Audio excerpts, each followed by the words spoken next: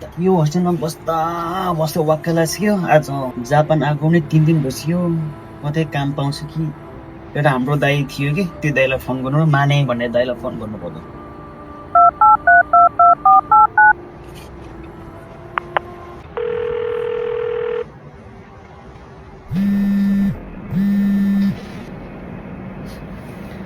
Hello hello, हजुर माने दाइ बोल्नु भयो हो?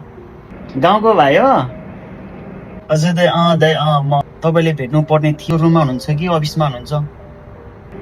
ए अफिसमै छु, अफिसमा भन्नु न। हुन्छ दाइ, म अफिसमै आउँछु नि। नमस्ते दाइ। नमस्कार। के को लागि आउनु भयो होला, के को लागि यहाँ मेरो अफिसमा पाल्नु भयो तपाईँ भन्नुहोस्।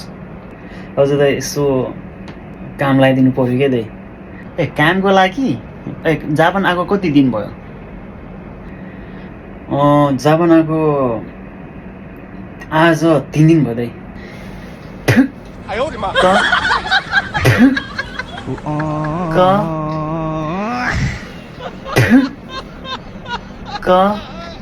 तीन दिनमै काम खोज्ने तिमीहरू ह? के भएको? यहाँ अहिले प्रत्येक दिन नेपालीको सङ्ख्या बढै छ, आउने सङ्ख्या आई छ। विद्यार्थी काम पाउनु यति मुस्किल छ। 2-4 दिन 1 हप्ता रेस्ट गर न भाइ यार। हामी त यहाँ आएको 6 महिनासम्म काम गरेको थिएन भाइ। आउन पाएन, अहिले काम खोज्यो भने के हो पारा? के हुनु त अब त्यत्रो ऋण गरेर आएँ है। अब टेन्सन त ऋण ब्याज छ। हेर भाइ, जापान एकदम गाह्रो छ अहिले। किनभने दिन प्रतिदिन हामी नेपाली वा हामी विदेशी विद्यार्थीको सङ्ख्या दिन प्रतिदिन बढ्दै गइरहेको छ। अब यत्रो 15-16 लाख तिरेर जापान आउनुभन्दा बरु आफ्नै देशमा केही बिजनेस गर भन्छु म चाहिँ। म यहाँ आएको 4-5 वर्ष भइसक्यो, अहिलेसम्म ऋण तिर्न सकेन हो।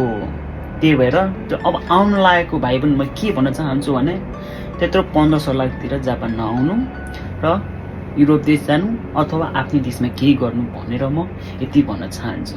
यति भन्दै तिमी जाऊ भाइ आजलाई। म केही दिनमा तिमीलाई फोन गर्छु फेरि। ओके बाबा। हुन्छ दाइ। हस्। जापान आउन पाएन तिमी चाहिँ काम नभन क्या।